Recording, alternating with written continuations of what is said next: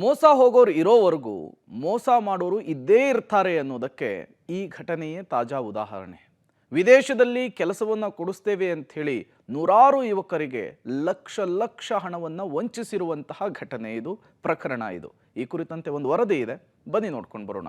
ವಿದೇಶದಲ್ಲಿ ಕೆಲಸದ ಕನಸು ಕಟ್ಟಿಕೊಂಡವರೇ ಇವರ ಟಾರ್ಗೆಟ್. ವಿದೇಶದಲ್ಲಿ ಕೆಲಸದ ಆಮಿಷ ತೋರಿಸಿ ಲಕ್ಷ ಲಕ್ಷ ವಂಚನೆ, ಹಣ ಕಳೆದುಕೊಂಡು 2 ವರ್ಷದಿಂದ ಯುವಕನ ಅಲೆದಾಟ.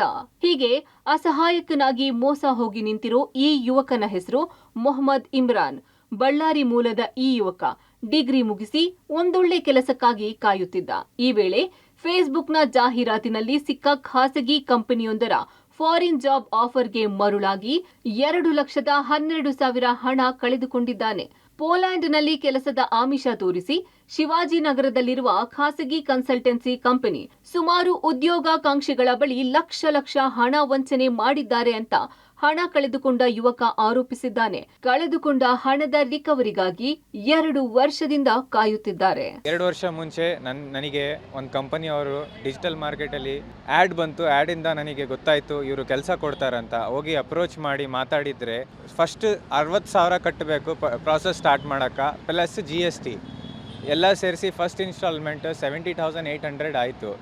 ಅದು ಕಟ್ಟಿದ ತಕ್ಷಣ ನಿಮಗೆ LOC ಬರುತ್ತೆ. LOC ಅಂದರೆ ಲೆಟರ್ ಆಫ್ ಕನ್ಫರ್ಮೇಷನ್.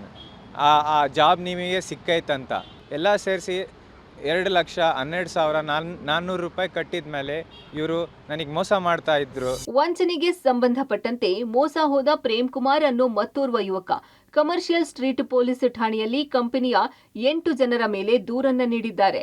ದೂರುದಾರ ಪ್ರೇಮ್ ಕುಮಾರ್ನ ಸ್ನೇಹಿತರೆಲ್ಲ ಸೇರಿ ಹಂತ ಹಂತವಾಗಿ 17,31,800 ರೂಪಾಯಿ ಹಣವನ್ನ ಕಟ್ಟಿ ಮೋಸ ಹೋಗಿದ್ದಾರೆ. ವೀಸಾ ಬರೋದ್ರಲ್ಲಿ ವಿಳಂಬವಾಗಿದೆ, ನಾವೇನು ಮಾಡೋಕೆ ಆಗಲ್ಲ ಅಂತ ಇದೀಗ ಕನ್ಸಲ್ಟೆಂಟ್ ಕಂಪನಿ ಮಾತು ಬದಲಾಯಿಸ್ತಿದ್ಯಂತೆ. 2 ವರ್ಷದಿಂದ ಅವರು ಆಫೀಸಿಗೆ ಹೋಗ್ತಾ ಇದ್ದೀನಿ, ಏನೂ ಕೆಲಸ ಮಾಡ್ತಾ ಇಲ್ಲ. ಅದ್ರ ಜೊತೆಗೆ ನಮ್ಮ ಫ್ರೆಂಡ್ಸಿಗೆ ಕರೆದು ಅವ್ರದ್ದು ದುಡ್ಡು ಕಳೆದೋಗೈತೆ, ಹಿಂಗೆ ಹಣ ಎಲ್ಲ ಮೋಸ ಮಾಡ್ತಾ ಇದ್ದಾರೆ. ಇವ್ರ ಮೇಲೆ ಆವಾಗಲೇ FIR ಫೈಲ್ ಆಗೈತೆ, ಇನ್ನೂ ಏನು ಆ್ಯಕ್ಷನ್ ತಗೊಂತ ಇಲ್ಲ. ಈ ಥರ ಎಲ್ಲರಿಗೂ ಸುಮಾರು ಜನಕ್ಕೆ ಮೋಸ ಮಾಡಿದ್ದಾರೆ. ಈ ಕಂಪನಿಯಿಂದ ನೂರಾರು ಉದ್ಯೋಗ ಆಕಾಂಕ್ಷಿಗಳು ಮೋಸ ಹೋಗಿದ್ದಾರಂತೆ. ಪೊಲೀಸ್ ಠಾಣೆಗೆ ದೂರು ಕೊಟ್ಟರೂ ಪ್ರಯೋಜನ ಆಗ್ತಿಲ್ವಂತೆ. ಉನ್ನತ ವಿದ್ಯಾಭ್ಯಾಸಕ್ಕೆ ಅಂತ ತೆಗೆದಿಟ್ಟಿದ್ದ ಹಣ ಉದ್ಯೋಗಕ್ಕೆ ಅಂತ ಕೊಟ್ರೆ ಇದೀಗ 2 ಕಳೆದುಕೊಂಡು ಬೀದಿಗೆ ಬಂದಂತಾಗಿದೆ ಅಂತ ಅಳಲು ತೋಡಿಕೊಳ್ತಿದ್ದಾರೆ. Prakash D Rampur, public TV, Bengaluru.